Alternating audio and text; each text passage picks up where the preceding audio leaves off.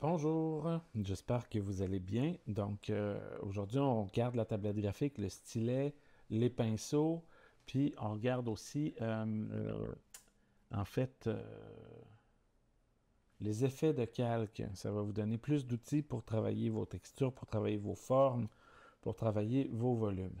Mais je commence avec la tablette graphique. Donc si je viens ici dans le petit coin en bas à droite et que j'appuie ici, donc j'arrive dans les propriétés de la tablette Wacom. Je pourrais venir ici, mais je pourrais aussi venir ici, faire une recherche pour Wacom et j'aurai le Wacom Center ici qui démarrerait et qui me permettrait de pouvoir configurer ma tablette à partir du départ. Donc on va commencer ici. On va exécuter l'assistant de configuration pour dire à mon ordinateur est-ce que je veux que ma tablette soit euh, je fais ça. Est-ce que je veux que ma tablette soit avec le rond à gauche ou le rond à droite? Donc moi, mes outils sont ici sur la tablette. Je confirme ceci. Et suivant, je suis prêt à démarrer. Donc, on peut régler les paramètres du stylet. Donc là, je retombe dans la tablette des propriétés de la tablette Wacom, dans l'interface de la propriété de la tablette Wacom. Alors, j'ai ma tablette, mes fonctions, mon élément de toucher, parce que la tablette peut aussi être un pavé tactile. Mais pour aujourd'hui, on va se concentrer sur certaines fonctions. Donc, modifier les paramètres. Sur ma tablette, je vais laisser ça comme ceci, mais tout ça pourra être modifié. En fait, donc, mon premier bouton en haut, je vais laisser modifier les paramètres. Donc, euh, si je vous donne un exemple, si je fermais tout ça et que j'appuyais sur le premier bouton de ma tablette, donc on voit que quand j'ai appuyé, les paramètres de la tablette se sont ouverts ici dans la barre des tâches. Euh, c'est tout ce que je vais changer au niveau des fonctions. Vous pourriez configurer votre tablette comme vous voulez, mais comme ce n'est pas votre tablette, c'est une perte de temps que de le faire. Mais vous pourriez le faire à chaque fois que vous allez brancher une tablette, les paramètres vont vous suivre. Si vous changez d'ordinateur, par contre, les paramètres ne vous suivront pas. C'est pas comme dans OneDrive. Les paramètres de l'utilisateur relativement à la tablette sont associés à l'ordinateur. Donc, on peut laisser modifier les paramètres ici. Et on va se rendre sur le pinceau. J'aime bien régler mon pinceau avec, il y a deux boutons, le bouton en bas et le bouton en haut ici. J'aime bien régler mon bouton d'en bas sur clic droit et mon bouton d'en haut sur défilement. Ça me permet de pouvoir faire un clic à droite directement avec mon pouce quand je tiens mon stylet. Ça va être pratique dans Photoshop pour tout ce qui est de l'ordre de agrandir et réduire la taille de mes pinceaux. Défilement, ça me permet de pouvoir défiler vers le bas ou vers le haut, vers la gauche ou vers la droite, toute page ou tout endroit en fait dans l'ordinateur. Le toucher de la pointe, on peut augmenter ou diminuer la sensibilité. Voyez-vous, quand c'est très doux, j'aime appuyer quand même assez fermement pour avoir de l'opacité ou pour pouvoir avoir de la grandeur. Donc, quand j'appuie, on voit la pression actuelle. Donc là, j'appuie quand même assez fort pour avoir de la pression. C'est peut-être un peu fort à mon goût. Comme ça me convient. Et la distance du double-clic, c'est est-ce que je dois double-cliquer très rapidement sur la tablette? Deux clics. Comme ceci. Alors voilà pour les réglages de ma tablette. C'est comme ça que je la règle au départ, mais ça pourrait aller beaucoup, beaucoup, beaucoup plus loin. Mais on va s'arrêter ici pour l'instant. Vous pouvez régler comme vous voulez. En fait, il y a énormément d'outils possibles avec le stylet et avec les différentes fonctions. Non, je vais laisser ça à votre discrétion pour l'instant. On va se rendre dans Photoshop et on va voir comment la tablette va fonctionner dans Photoshop. Donc, je vais me créer un nouveau document juste pour tester ma tablette. Je vais me créer un document de 1000 pixels par 1000 pixels à 300 dpi. Avoir un peu d'espace quand même. Donc, avec Zoom, c'est comme la souris. Et voyez-vous, avec mon bouton, le bouton arrière de mon stylet, je suis en mesure de défiler. Je peux encore une fois utiliser la main avec avec la touche, avec la barre d'espace. Et je vais augmenter encore un petit peu. Donc, si je me prends un pinceau, je vais me prendre un pinceau relativement normal, là. Donc, ça, c'est un de mes pinceaux favoris. Je vous rappelle que mes pinceaux sont ici. Je vais les... ils sont pas là. Ah oui, ils sont ici. Je vais vous montrer ici. Ils ont différentes propriétés, mais on ne touchera pas à ça aujourd'hui. Donc, j'ai mes pinceaux ici. Mes pinceaux préférés. Je les mets en haut. Donc, par exemple, si j'avais un pinceau d'arbre qui est un de mes pinceaux préférés, je viendrais le mettre en haut. Je peux mettre mes pinceaux préférés tous ensemble. Je peux aussi recréer mes prefs et glisser mes pinceaux préférés dedans. Comme ça, je n'ai pas toujours à les rechercher dans l'ensemble de mes pinceaux. Je sais que dans mes préférés, ben, ils sont là. Hop. Donc, ça, ce sont mes pinceaux préférés avec lesquels je vais travailler aujourd'hui. Et dans mes pinceaux préférés, j'ai également un pinceau général comme celui-là, avec lequel je vais travailler pour aujourd'hui. Donc, ce qui va être important avec le stylet, ça va être ceci, ceci et le lissage. Puis, on va parler aussi de ceci. Donc, j'ai une brosse normale avec une couleur. Je vais prendre une couleur plus évidente, peut-être un petit bleu.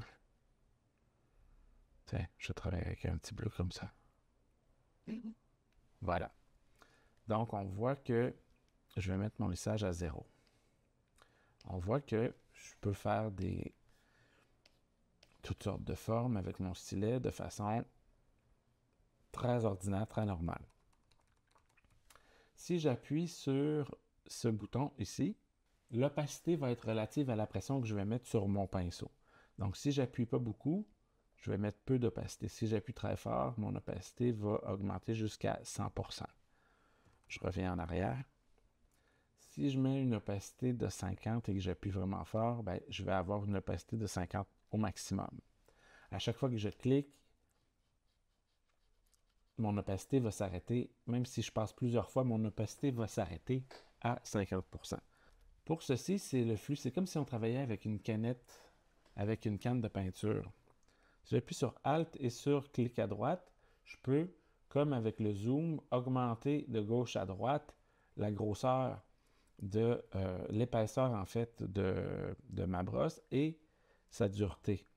Donc de gauche à droite, c'est l'épaisseur, donc la grosseur, et de haut en bas, c'est la dureté. Donc, Alt, clic à droite, stylet, ça devient très très facile de pouvoir maîtriser. Je vais me mettre sur un nouveau calque. Je vais rechoisir mon petit bleu. Ça devient très facile de pouvoir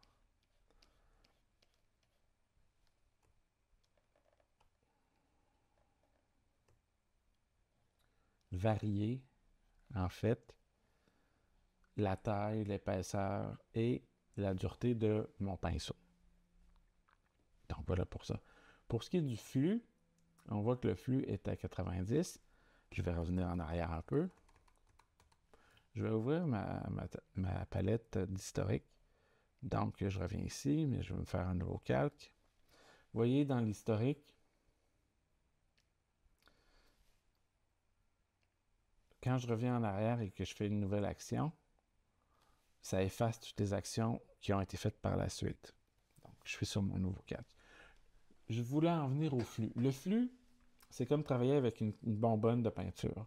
C'est que tant que je vais appuyer sur mon stylet, la peinture, l'encre, ou en fait, va s'additionner. Mon flux va être à 32% pour le premier coup. Mais si je continue d'appuyer, ça va augmenter jusqu'à 100%, jusqu'à mon opacité complète. Si j'appuie, voyez-vous, complètement, je vais avoir un flux qui va arrêter à 53%. Je recommence.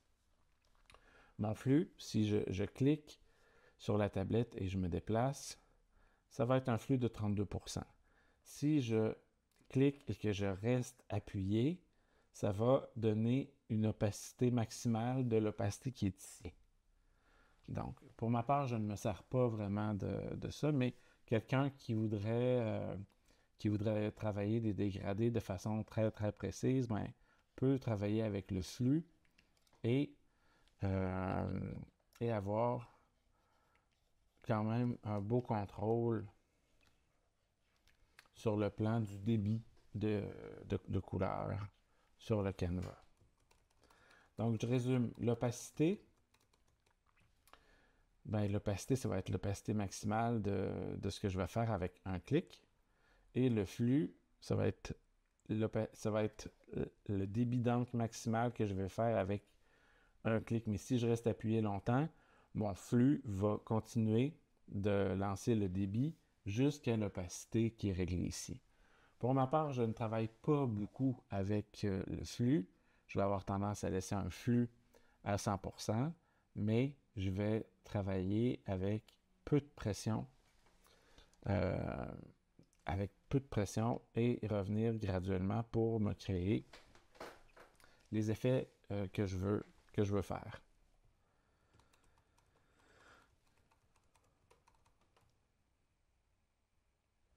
Je me refais un nouveau calque. Maintenant, le lissage. Le lissage, ça peut être intéressant parce que je vais diminuer mon pinceau et je vais le mettre un petit peu plus dur. Là, je veux travailler plus la ligne. Donc, le lissage va me permettre d'avoir plus de contrôle pour certains mouvements. Voyez-vous? Là, avec un lissage de 0, la tablette enregistre tous mes petits contre-coups, tous mes petits mauvais mouvements. Mais si j'augmente le lissage, on va voir qu'un geste comme celui-là va être beaucoup plus fluide. Donc, pour créer des cercles, ça va être plus facile. Voyez-vous, il y a un peu de retard. Donc, le lissage va lisser en fait mon mouvement. Par contre, ça crée un petit lag. Donc, on peut augmenter ou diminuer la nécessité en lissage. Mais pour des formes précises, comme les cercles, je vais peut-être vouloir travailler avec le lissage. Ça va? Donc, voilà pour ça. Je reviens en arrière. L'angle, ben, l'angle du pinceau je peux varier l'angle du pinceau. Si je prenais par exemple un pinceau qui est ovale ou un pinceau qui a une forme un peu différente, je vais me prendre, je vais aller voir dans mes prefs, qu'est-ce que j'ai? Celui-là, une forme ronde, celui-là, une forme, ok. Celui-là, une forme un peu différente. Donc, voyez-vous, il y a cet angle-là, mais si je voulais, je pourrais changer son angle, tout simplement. Je vais le mettre à 45 degrés, voir. Donc, je peux changer l'angle de la pointe de mon pinceau avec ça ici. Donc, ça, ici, il va faire en sorte que la pression va gérer la taille de mon pinceau. Donc, si je ne mets pas beaucoup de pression, je n'aurai pas une grande taille. Donc, ça peut être intéressant quand je vais... c'est plus ou moins évident avec ce pinceau-là, mais je vais choisir celui-ci. Voyez-vous, si je ne mets pas beaucoup de pression, la taille de mon pinceau n'est pas très grande. Alors que si je mets beaucoup de pression, ben, je vais avoir la taille complète de mon pinceau. Moi, j'utilise ça quand je fais des masques ou quand je fais du photomontage, ben, puis que je veux venir proche graduellement pour créer comme un petit masque. Ben, j'utilise ça. Mais sinon, la plupart du temps, je fais mes réglages au fur et à mesure. Donc, j'ai tendance à le laisser désélectionner. Donc, si j'appuie peu, j'ai un plus petit pinceau. Si j'appuie beaucoup, j'ai un plus gros pinceau. Donc là, ici, j'ai à la fois euh, un flux qui est sélectionné. Le flux, je vais le désélectionner. L'opacité, je le sélectionne. Et la grosseur du pinceau, je le sélectionne. Donc, ça me donne la possibilité de travailler à la fois. Oups!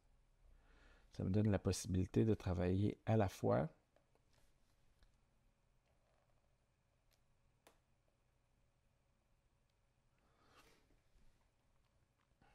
l'opacité et la taille du pinceau en même temps. On va regarder ce qui est disponible ici. Ici, ben, je peux créer des paths qu'on appelle des tracés. Donc, je vais vous donner un exemple. Je peux générer une forme circulaire, en fait, un tracé circulaire. En fait, je peux générer toutes sortes de tracés. Donc, je vais accepter mon tracé qui est ici. Donc, j'ai toutes sortes de tracés que je peux faire.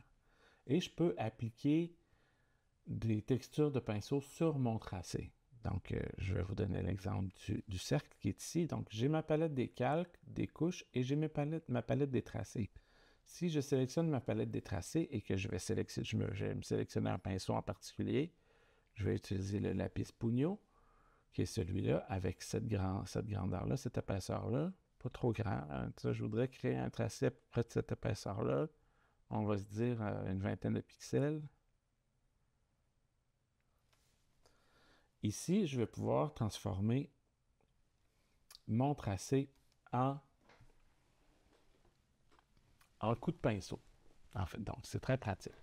Et ça m'amène à vous présenter l'outil Plume, en fait. L'outil Plume, qui est cet outil-là ici, c'est un outil qui va générer des tracés.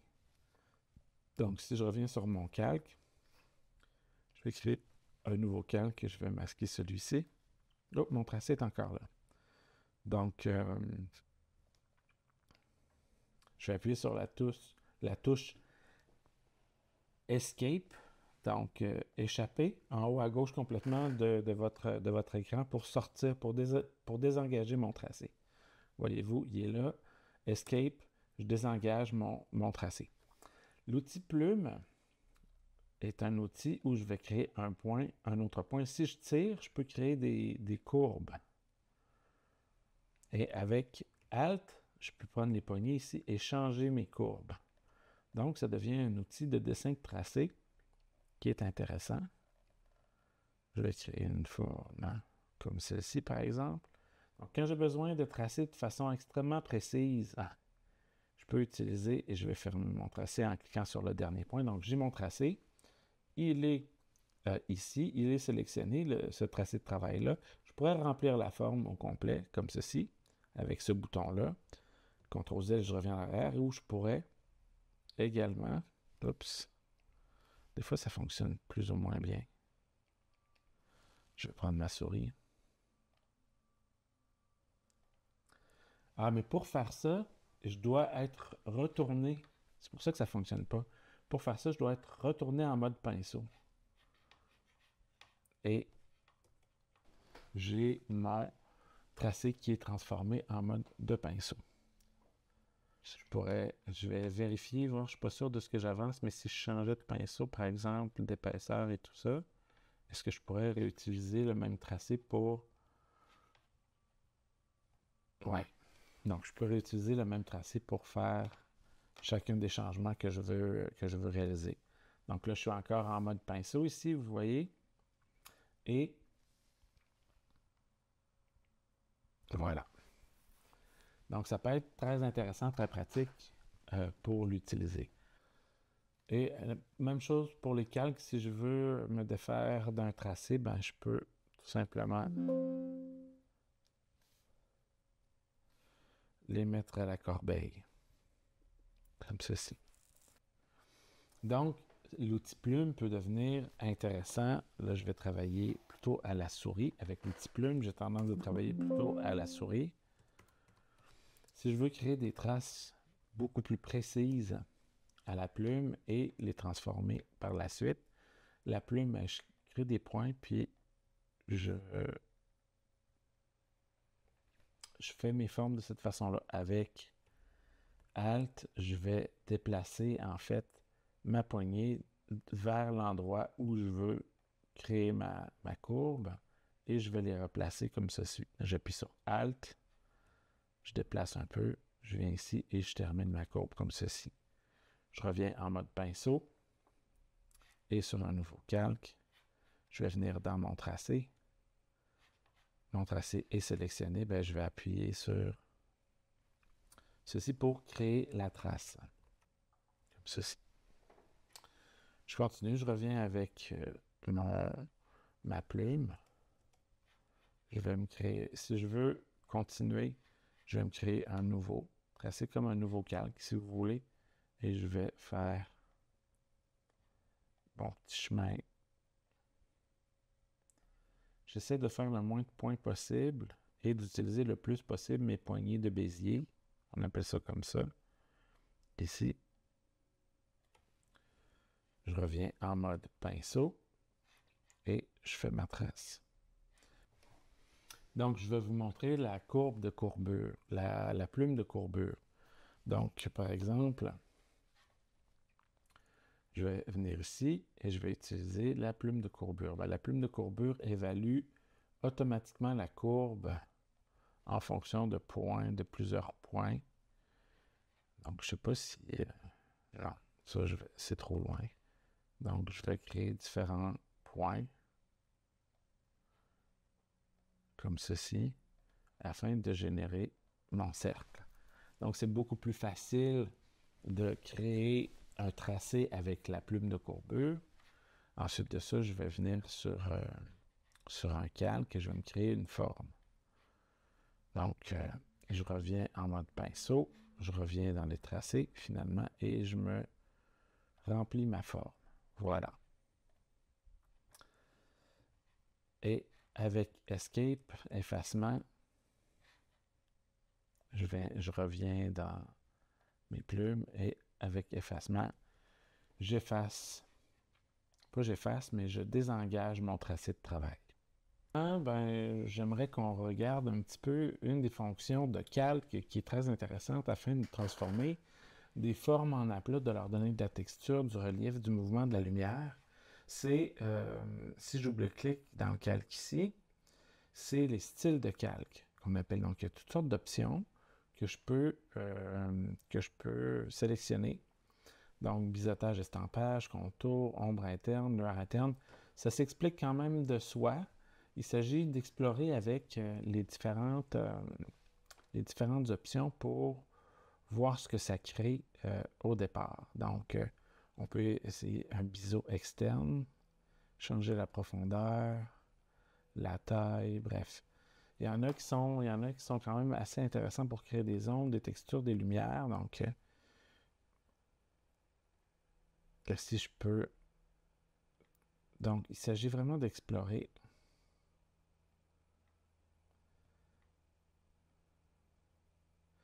Donc, biseautage, estampage. Si j'appuie sur Alt, je peux réinitialiser les réglages. Voyez-vous ici, ça change. Donc, je vais voir ce qui est possible de faire avec les contours. Donc, ça me crée un contour biseauté. C'est peut-être plus évident.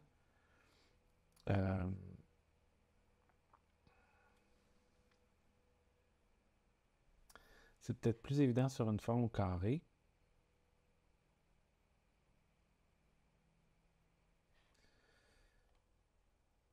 Donc, je peux mettre en contour, augmenter la taille du contour, le mettre à l'intérieur ou le mettre à l'extérieur, changer la couleur.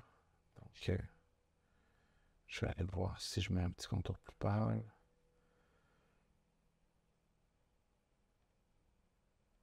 Donc, il s'agit vraiment d'explorer les possibilités. ombres à l'interne, puis on peut les amalgamer, les compléter, ils peuvent fonctionner ensemble, en fait.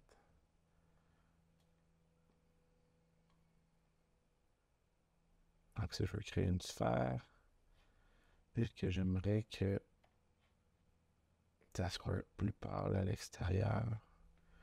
Donc, je passe rapidement, en fait, d'une forme à un volume.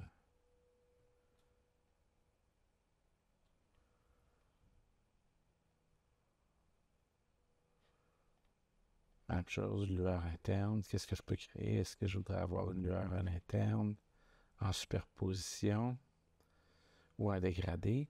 Donc, ça peut être intéressant en dégradé également.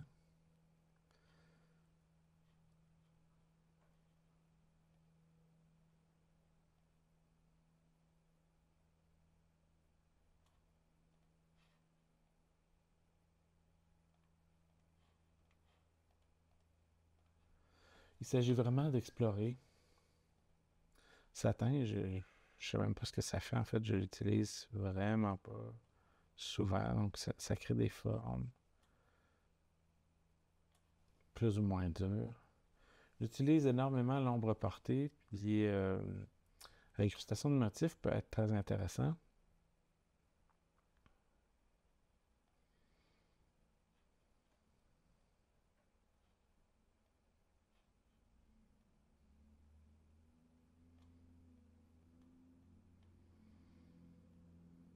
Mm.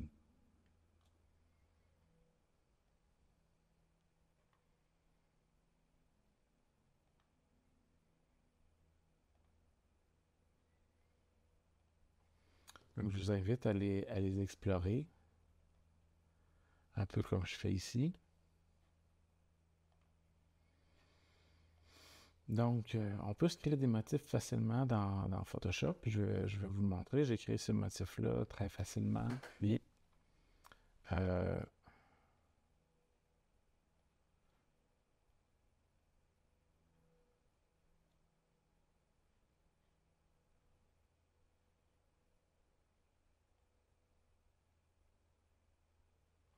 je vous montre comment j'ai fait, tout simplement, dans un autre document. Donc, fichier nouveau. J'utilise ceci. Je me fais un carré noir et je vais sélectionner un carré, puis à peu près son équivalent en blanc. Édition, utiliser comme motif. Je vais l'appeler Black and White 2. Je peux me défaire de mon motif ici. Vous pourriez créer n'importe quelle forme, créer des motifs avec n'importe quoi. Une feuille, un coup de pinceau, bref, je vous invite à explorer aussi davantage. Mais si je reviens, si je voulais utiliser le motif, je pourrais venir choisir mon motif ici, qui est le Black and White 2, et augmenter. Donc, mon noir et blanc est utilisé, devient un motif qui se répète. Donc, je peux jouer avec l'angle et l'échelle. J'aime bien ceci. Donc, on voit que l'incrustation de motifs est appliquée. Je vais mettre une ombre portée puis un contour extérieur. Donc, je vais mettre un petit contour extérieur en noir, un petit peu plus épais, comme ceci, puis son opacité complète. Et je vais compléter avec une ombre portée plus dure, normale,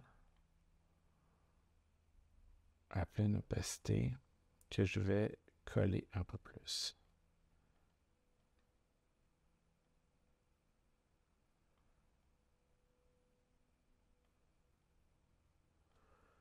Si j'ai de la misère avec ma souris, je peux sélectionner les chiffres et y aller avec les flèches pour travailler de façon un peu plus précise. Et aussi, je peux explorer avec différents types de contours.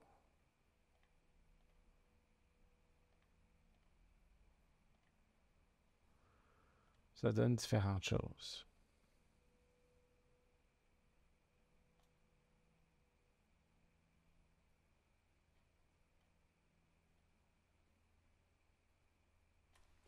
Et voilà, donc sachez que vous pouvez changer beaucoup l'apparence des formes que vous créez avec votre pinceau ou avec des sélections. Vous pouvez leur donner beaucoup d'effets et réaliser des ombres portées facilement. Plutôt que de les faire à la main, on peut les réaliser à partir d'ici. Donc, je peux appliquer ou ne pas appliquer les effets. Voyez-vous la différence entre les deux, comme ça c'est assez incroyable. Ou sélectionner et désélectionner les différentes étapes. Je clique à droite et je vais tout simplement désactiver les effets de calque. Je peux même les effacer complètement. Alors voilà pour ça.